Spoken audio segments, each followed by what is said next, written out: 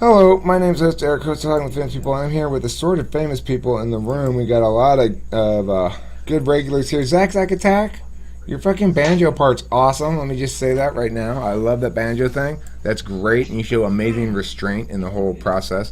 That's good aesthetic instincts there. And when I finish messing around with it, I'll put it up there, and everybody can see it. Zach Attack has taken me up on the add a part section for a song, which is great. And if you're watching at home and you want to, I'll put another one of these things up too, so we can get multiple projects going concurrently, and you have things to choose from and stuff. But anyway, regardless of that, what I want to talk about now is responses to a video that Taylor and I primarily made the other night regarding the convincing of other people that they are wrong, and the frustrations that we had in our previous conversation with Tommy, who I believe is here in the room, which would be fantastic if he is. Let me pull this thing down. Yes, he is. And so then the response that Zachary gave me was basically that he had come in here disillusioned liberal, and that in talking with me, it helped him to refine his worldview such that now he understands himself as a quote-unquote traditionalist. I'm not exactly sure what that means, but I wanted to talk a little bit about what it means to say that you have a worldview or refined a worldview, and to also talk about what it means to, what we mean when we say, what I mean when I say proving people wrong or getting people to understand when they're wrong. So for me, when I'm talking about my worldview, it's not whatever label you have ascribed to it. It's not libertarianism. It's not being a Democrat, not being a liberal, not being a conservative. It is a process-oriented. It's a process-oriented worldview that acknowledges that no matter what process we engage in for any given proposed societal problem, that it's going to be reflective of a certain value that we're either successfully upholding or failing to uphold. So my point is, first, let's make sure we understand which values we share on any policy question. And second, let's make sure we honestly describe what we're advocating for or against. One of the big problems is there's not an honesty with impact calculi in the status quo. That people are not honestly calculating all the impacts of any given piece of legislation. So that's a big problem. I am not advocating making a lot of specific advocacies about what we ought to do with this or that or the other thing. Good night, Nandi. I'm just saying we need to be reliable in our thinking when we justify a given position statement. Those justifications should withstand scrutiny. If we're talking about laws and stuff like that that everybody should have to follow, then the reasoning behind those laws needs to be sound. It needs to withstand everybody's scrutiny. Otherwise, it's just one team winning over another team. So that's my basic position. And it's a difficult position to say that you are in conflict with, unless you're opposed to the notion that the positions that withstand the most scrutiny, the ones that are the most sound and that uphold the values that we all share most clearly, that those are the laws that should be promoted, and that's the system of legislation that ought to be undertaken by ourselves as a citizen democracy. So, Taylor, do you have anything you want to add to this, or does anybody else have stuff they want to add? I'll open it to Taylor first, since he was involved in this previous conversation that we're referencing. One thing that I noticed in re-listening to the conversation is that Hami was doing a lot, and it's not just a Hami thing. It's everybody tries to do. It sounded like an argument straight out of a college classroom. But it is to try to corral people into a defined belief system. Are you an Austrian? Are you a libertarian? To try to put people in these pre-defined slots that don't really do someone's position justice or their view. I just want to point out that that's a very limiting. It's just limiting. That's it. So you can call me conservative, and that's going to be right 99% of the time. But the war on drugs can fuck off. So it's just an example. I'm at my house too. That's it. I don't know if he's still on the call. Yeah. Yeah. I completely agree with that. I think the problem is we each have an assemblage of different perspectives that are comprised that represent our varying valuing systems and various frameworks for different aspects of our life. And the issue is, do we have those things coordinated in such a way that they support and complement one another, or do we have them coordinated in such a way that they are subject to a lot of critique? And I really, that's kind of the issue. How much critique do you want to be subject to? Well, how much of it is even relevant? I mean, I know that one of the things that kind of jumped out at me is getting asked if I'm a libertarian, and then saying the problem with libertarianism is X. I don't remember what X was, but the point is that you've been taught how, and it's not that long since I was in college, they teach you how to refute individual ideology at a headline level without getting into the details of it. So it just kind of it jumped out of me.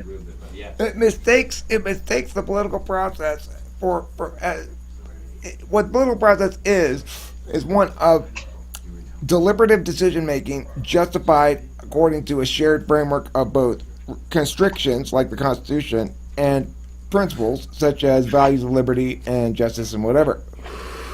So the question then is how that plays out, and it's going to play out according to in different ways according to different frameworks. So if my basic framework is one of the government is here to gather some of the community's wealth and redistribute it, then that's going to play out in certain ways, consistently, reliably, not always, but consistently, reliably.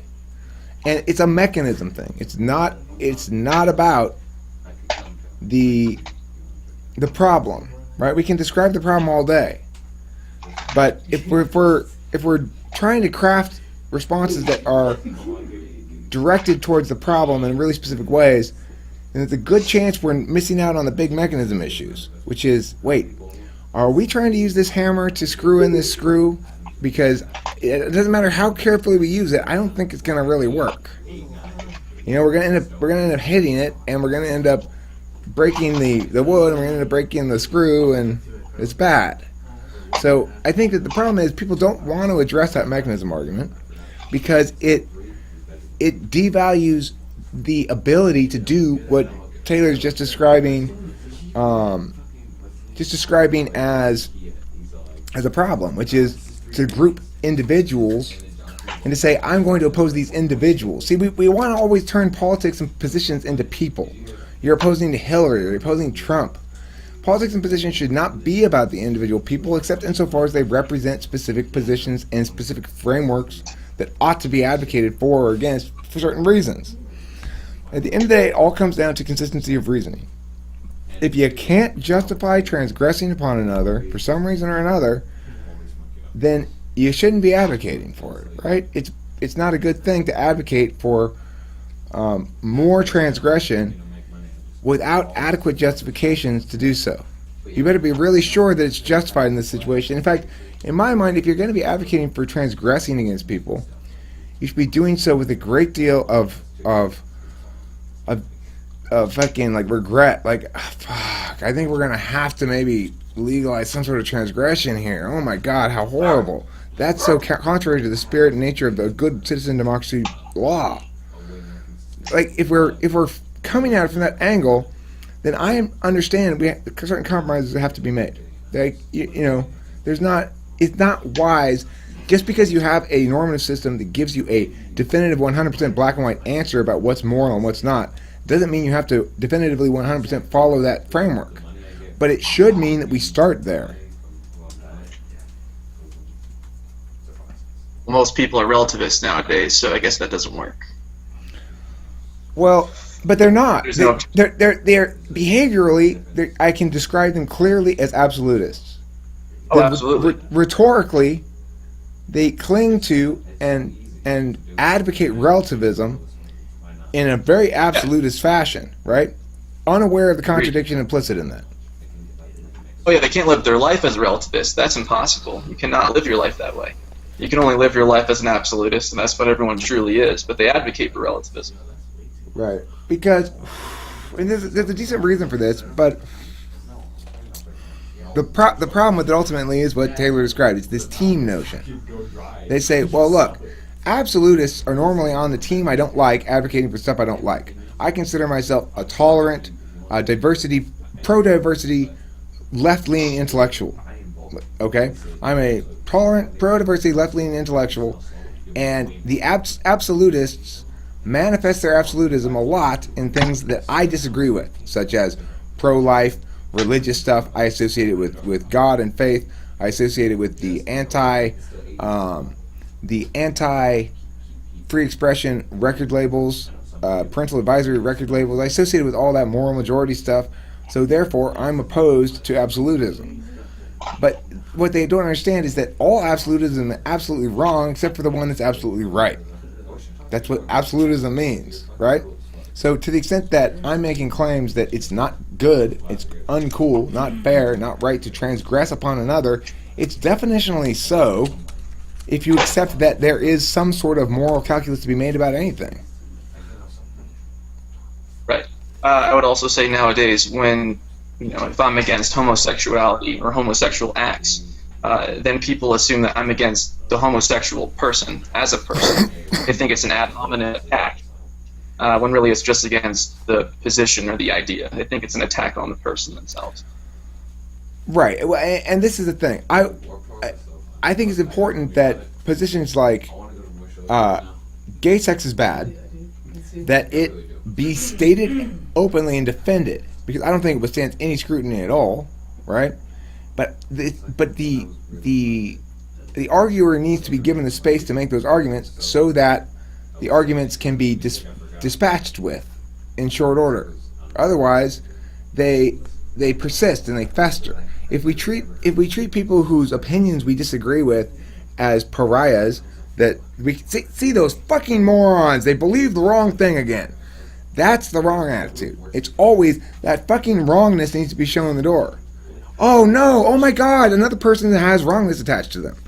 That's the issue. It's not about the person is bad for being wrong. It's a matter of the wrongness is bad for being wrong, and the person ideally can be liberated from it through their own improved cognitive processes, not through listen to Eric because Eric knows the truth. That's not what I'm going after at all. It's rather let's all play by fair and good rules that promote truth and justice and accuracy. That is to say, let's all hold all of our own positions to the most scrutiny we can muster. Instead of trying to find ways in which our positions are true, let's try to find ways in which our positions are false. Let's practice arguing against our own positions. It's important to be able to do so. I can argue against mine. Every single one of them. I can give the best possible arguments against all my positions. So that's how come I know my positions are strongest. You don't have to agree with me that they're the strongest. I'm asking you to agree with me that the best way to determine which positions are strongest is through objective self-criticism, objective self-scrutiny, objective embrace of legitimate criticism from others, that sort of thing. Here.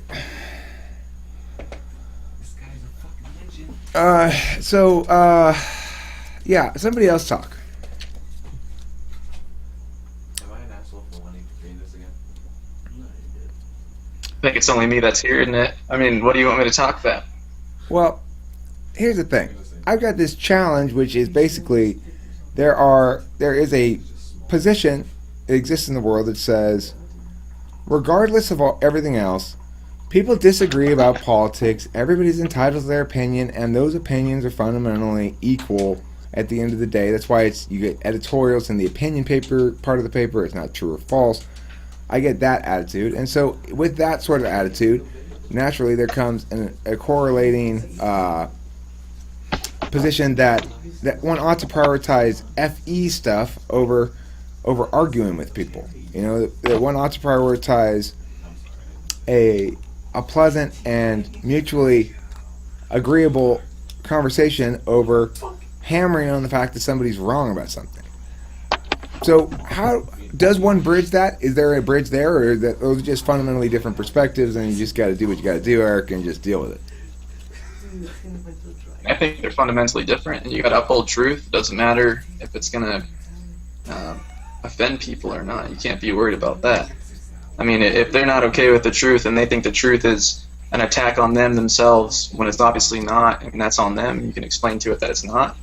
But at the end of the day, it's up to their mind. They got to come up with that decision themselves. Well, let's now turn our attention briefly, if he's willing to talk, to one of the boldest learners I've encountered in a long time, which is to say somebody who's not afraid to have his positions challenged, and who's not afraid to come in and try to defend them. And that's Hami. Hami, I want to state once again how much respect I have for your willingness to engage in what's got to be a fairly bruising process. I think it's extremely admirable. Do you have anything to add to all this whole conversation, since it's about our conversation with you?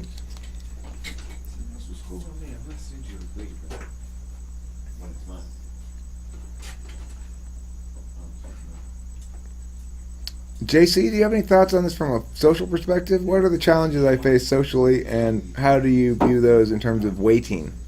WEIGHTING.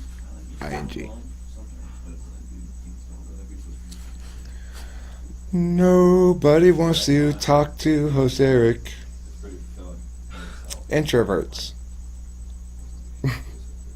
I love you guys, but JC says, sorry, what? What are you talking? I said, JC, have you been paying any attention at all? I was listening a little bit. Okay. Like, I was going in and out. All right, I have a question, though, for you specifically, because you are somebody who has good social instincts in general and likes to promote social happiness and stuff like that. So, from your perspective, what challenges do I face, or what could I do to better attend to FE concerns, or generally people's feelings or social stuff, and still be arguey and try to convince people that they're wrong? Or what would be more effective? I don't know that it would be more effective if you did attempt to cater to people's feelings and things. But I mean, it depends. It depends on what your goal is, I guess. My goal is to change the way people think, not to Right. change, not to get them to agree with my position, but to get them to agree with the fact that things ought to be scrutinized and that we ought not cling to them once dispatched with. You know, Right. how would I I most think- effectively do that? It depends on the person you're talking to. I think, I hate that answer. I'm sorry, it's the truth. But I think what I tend to do is, like, if I want someone to rethink their position on something, I tend to just ask a lot of questions. I hint that, I might, it depends on who they are once again, but I might say, like, that doesn't work because of this or that. But I might also say, well, what about this? Well, what about that? Well, did you consider this? Well, did you consider that? Because it's likely that maybe they're just not considering those things. I don't know. Do you ever say, "Oh my God, you're getting your wrongness all over me"? No, I say you could do whatever you want, but just don't expect me to agree with you. That's what I say. I think that it's worth articulating that as ENTPs, one thing that we love, even more than rewiring someone's wrongness, is rewiring their wrongness to the point where they can then rewire back our own wrongness. If they can. If they I can. don't even know what you just said. He's saying we'd love for you to get so much better at this that you help us get better at it. That's what he's saying, basically, and I agree with him completely. We're not dug into our own beliefs. Right. So, I'm happy to find stronger arguments. Right. That's what I'm chasing. I'm chasing the best words to express the truth in ways that can't be toppled over. he's a warrior for truth. Right. Yeah. I So, don't know. I'm sorry. I think like if someone's wrong, I never stand. I don't think I personally. I don't stand. No, never mind. Go ahead. Say what you were gonna say. I wasn't going to say anything. I was going to ask a question. I don't remember what it was now, though. Ask your question. Oh, It was about waterfowl, I'm sure. Geese, possibly. Swans. Could be ducks.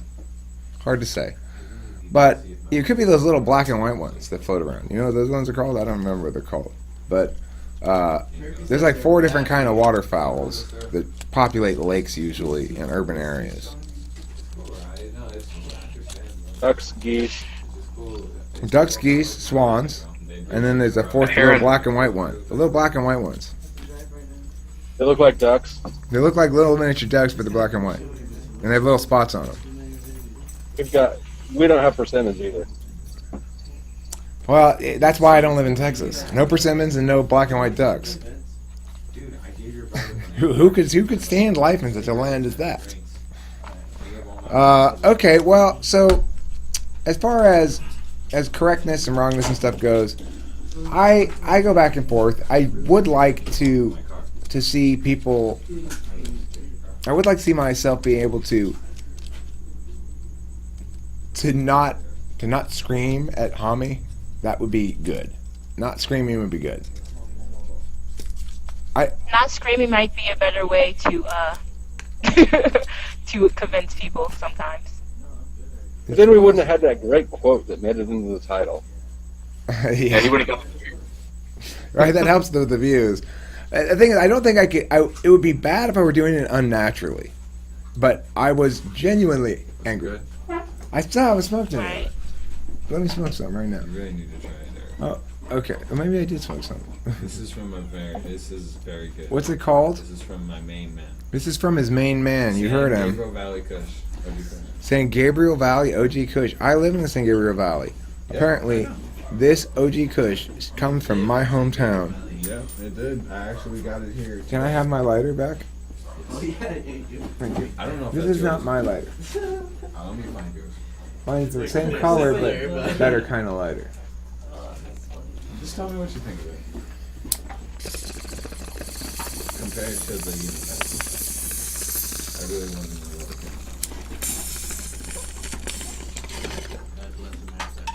God bless America. Long expertise.